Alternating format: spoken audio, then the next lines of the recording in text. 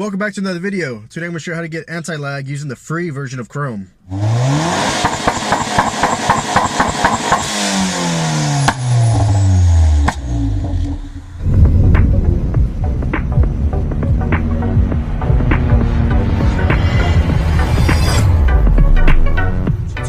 Like a legit anti-lag setup, you really need the Crome Pro or the Crome Gold version, but this is kind of tricking the free version into allowing you to have somewhat of an anti-lag.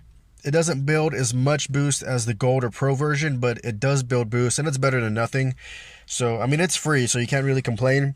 And let me say that there's a big difference between a two-step and anti-lag. A two-step is just a launch control rev limiter to let you know hold a steady RPM during launch. An anti-lag will actually build boost right off the line before you even launch and just help you get up and get out of the hole faster. So let me start off by showing you how you need to disable the VTEC speed check. And what this is going to do is make sure that VTEC only engages when it detects your car is in motion. So, because the anti-lag settings is going to be in the low cam, like this is the low cam ignition table, this is the low cam fuel. So how we're going to trick the ECU is start off by setting where you want the anti-lag. So in this case, it's going to be at 6,300 RPMs is where I want the anti-lag to engage. So I'm going to go to the low cam ignition table. I'm going to highlight pretty much right when it gets into full throttle at 6,000 RPM right here. I'm going to highlight this whole area here and go as far negative as I can with the ignition timing. On the free version, it only goes to -6 degrees of timing of ignition retard. So, alright, that's 6,000. I got everything as far negative as I can go.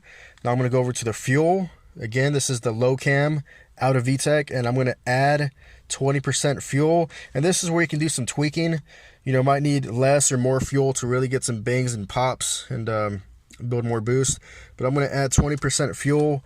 And what this is doing is basically just creating a load for the engine at that 6,300 RPM launch control. It's creating more exhaust energy, and it's going to spool and build boost and allow you to just launch a lot better. So I'm going to go ahead and write this to the computer, and let's see what we have.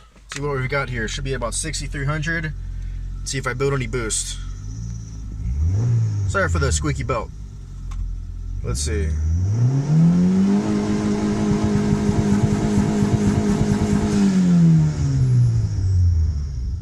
It kind of spikes to almost 8 psi, but it does build boost.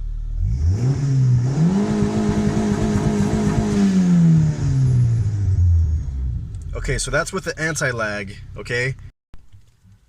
So this is going to be just the two-step non-anti-lag, and just to show you the major difference and what it sounds like and what it does to the boost. So this is just going to be launch control or a two-step. It's set like at 4,300.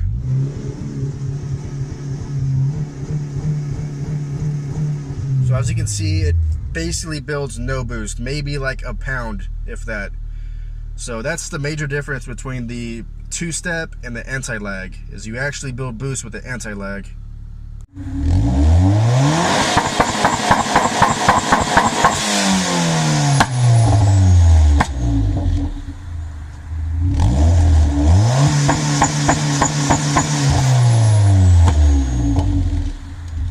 Before I close out this video, let me show you one important tip. Basically, for this trick to work, the launch control or the anti-lag RPM has to be higher than the VTEC engagement point. And the reason for this is you want the VTEC to switch over before it ever sees this portion of the map that you just edited.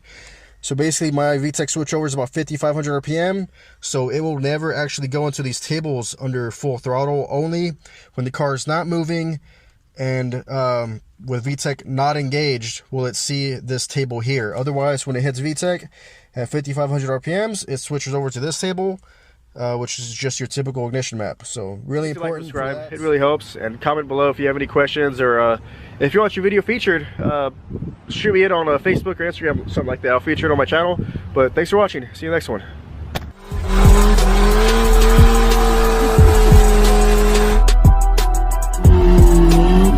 I'm gonna neutral slam it.